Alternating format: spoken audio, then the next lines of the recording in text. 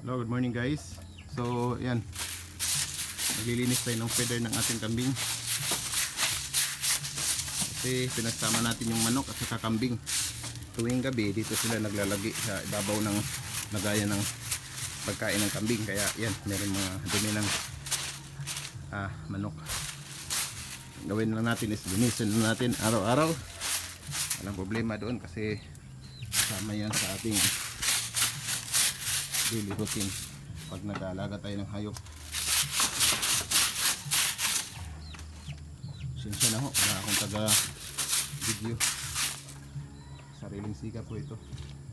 Yan o, ang ating alagang kambing na si Rambo, 95 kilos. Yan, papakainin na natin sila ng ayun o, mulberry.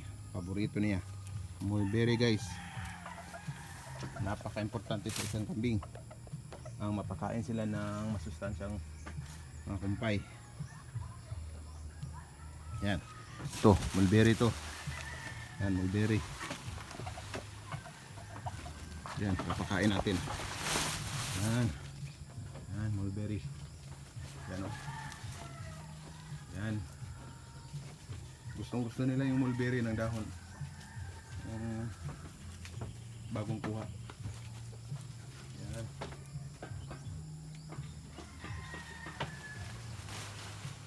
Lagyan natin ang dahon ng germelina, mulberry, germelina. Yan. Yan.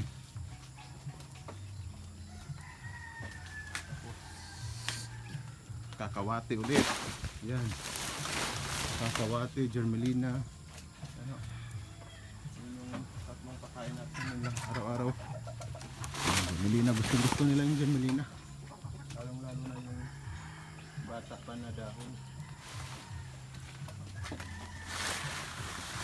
Yan. Yan gusto ng kambing. Rambo. Rambo. Manatili kang malakas, malusog, Rambo, kasi ikaw yung nagdadala sa ating maliit na farm.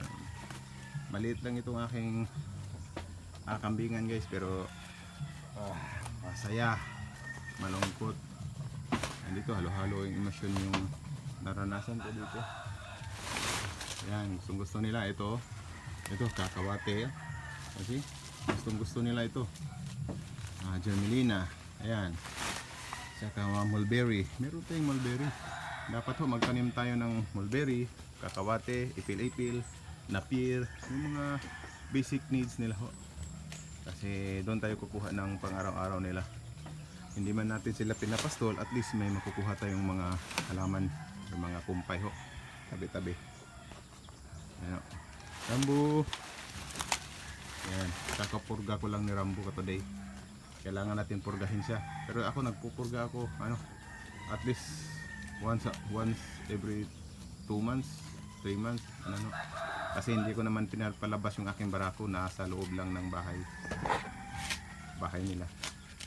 Kaya okay lang yung minsan lang tayo magpurga, at least thrice a year.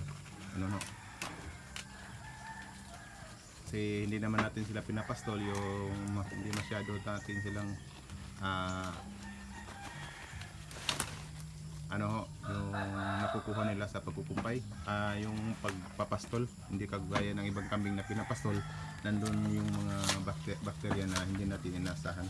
And dito naka in-house lang yung ating kambing. Baga. Salamat ho.